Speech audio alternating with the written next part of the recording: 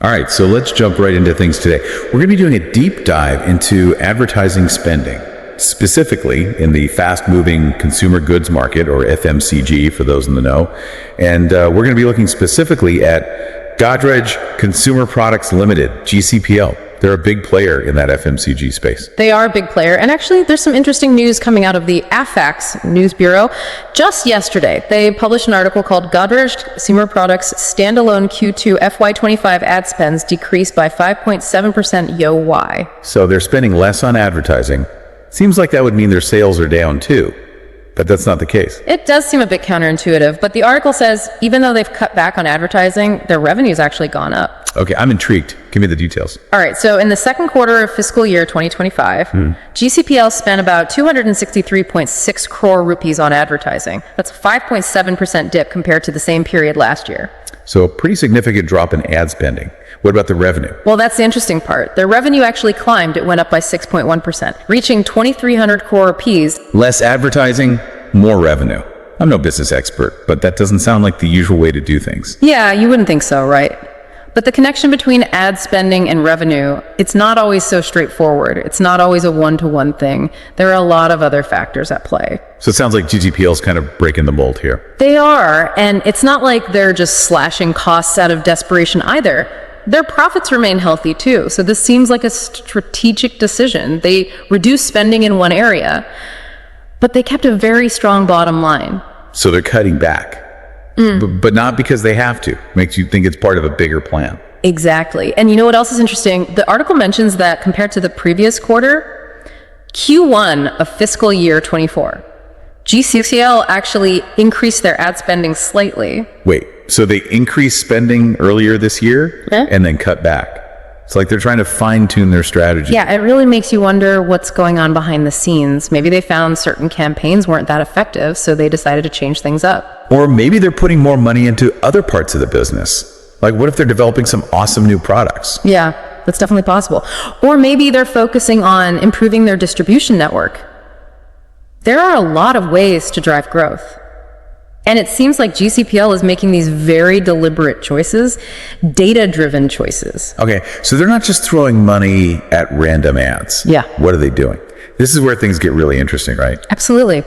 This whole example with GCPL, it actually brings this bigger conversation about how advertising is changing, especially with everything going on in the digital age. I mean, think about it.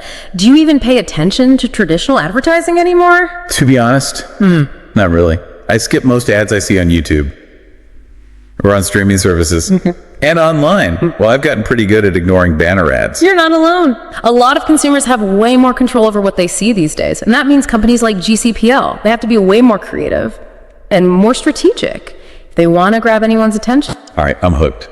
Can't wait to dig into that a bit more in part 2. So you were talking about this like shift in advertising. Like, it's not the same old game anymore. Yeah. What's GCPL doing differently? Well, it's a little like the Wild West out there, you know? The old rules, they just don't apply like they used to. Back in the day, companies could just put out a TV commercial or a print ad, and that was it.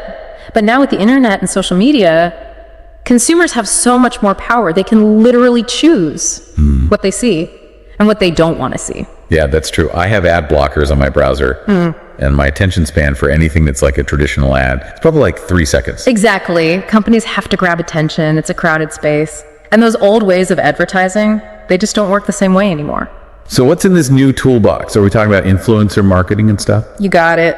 Influencers have become so powerful, especially for reaching younger people. They can integrate products into their content. And since it's coming from someone people trust, it feels more like a recommendation and less like an ad. Yeah, it's that authenticity thing.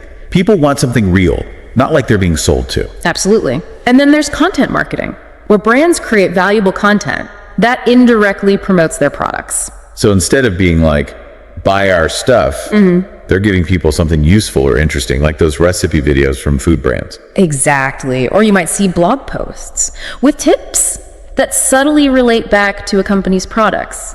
It's softer, but it can be really effective for building awareness and loyalty. It's about connecting, not just bombarding people with ads. Sounds like GCPL might be playing that long game, building those relationships. Yeah, maybe. Now, the article doesn't give us all the specifics.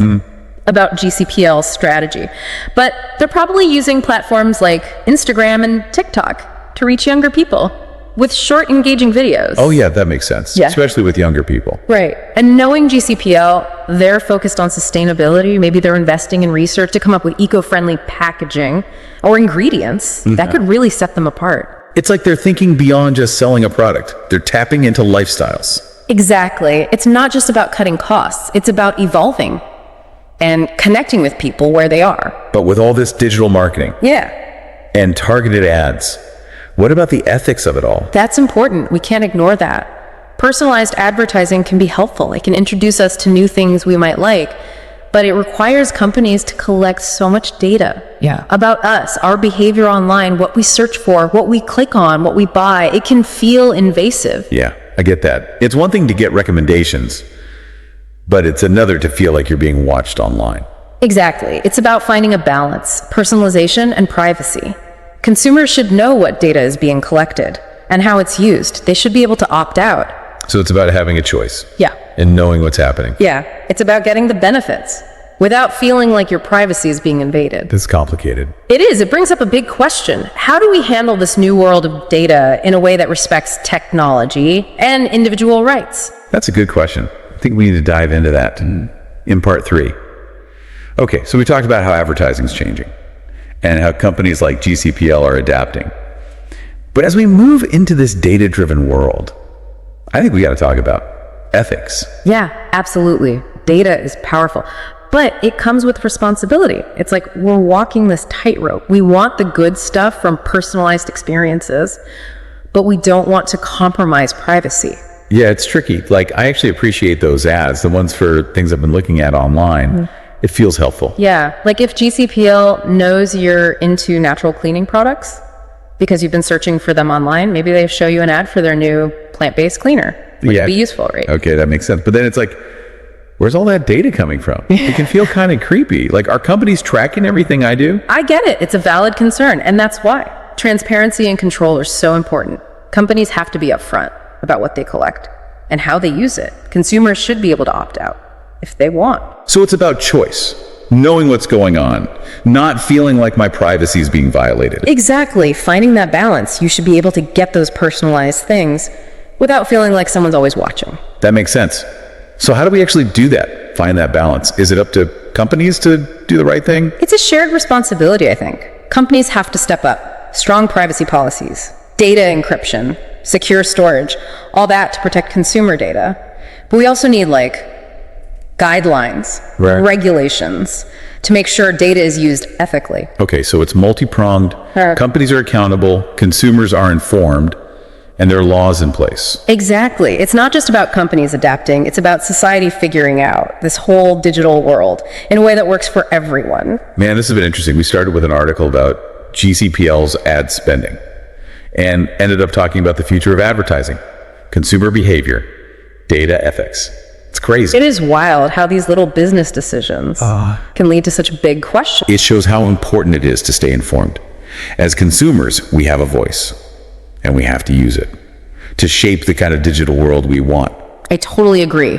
Be curious, ask questions, hold companies accountable. Well said. And on that note, we'll wrap up this deep dive. But the conversation doesn't have to end here. Keep exploring, keep learning, and keep pushing for that better digital future. Until next time.